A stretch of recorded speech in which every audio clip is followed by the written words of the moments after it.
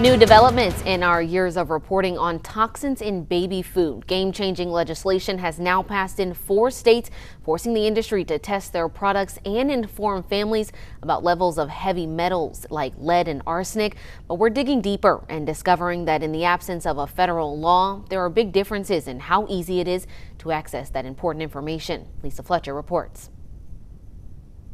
When my kids were little babies and actually eating the food, that's when it became so important to me. Vineet Dubey is an attorney who's been fighting to keep lead and heavy metals out of baby food. He lives in California, the first of multiple states to mandate transparency from major baby food makers by requiring a QR code with a link to heavy metal test results, designed to be a tool for busy parents to make decisions before they buy. The problem is that's not what's happened. He knows because he put it to the test. Dubey and his team scanned QR codes and went to company websites to see how easy it was to find testing data with the transparency the law intended. Are manufacturers making it easy for parents to understand what's in their baby's food? Absolutely not. The law didn't establish any protocols on how the companies are actually supposed to give that information to consumers. And so what the companies have done is they're making parents jump through 6, 7, 8 hoops in order to get that information. Some posted hundreds of results with just one click.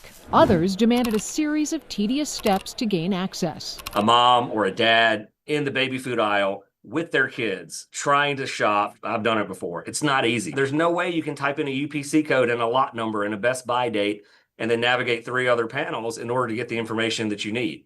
It's not happening. What else isn't happening? Access to test results for recalled baby foods. This spring, 25,000 tubs of this baby food sold at Target under the Good and Gather brand were recalled for elevated lead levels. Some were sold in California, where the law requires access to test results. But none was available when we entered lot numbers on the Target website. We weren't alone in the information vacuum. I started kind of doing more digging and investigating to identify this, product that was recalled, and it was sort of quiet. Ryan Barker runs Oregon's childhood lead poisoning prevention program. He connected 2 infants with elevated lead levels to those Good and Gather tubs and expected to get the information he needed for his investigation. Did you have access to the testing data on those products? There's no testing data on the product. We have no idea how much lead was actually in this product. So there's a lot of gray area and a lot of unknowns. I don't even know if the FDA tested the product.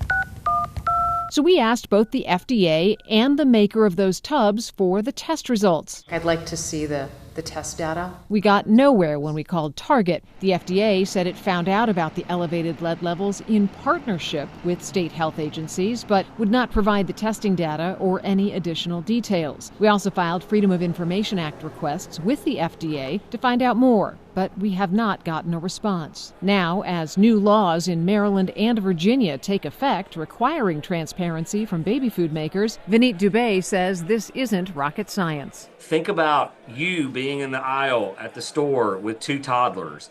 Think about the easiest way for you to get that information. Let's make it that easy and let's mandate companies do it in that manner. For Spotlight on America, I'm Lisa Fletcher.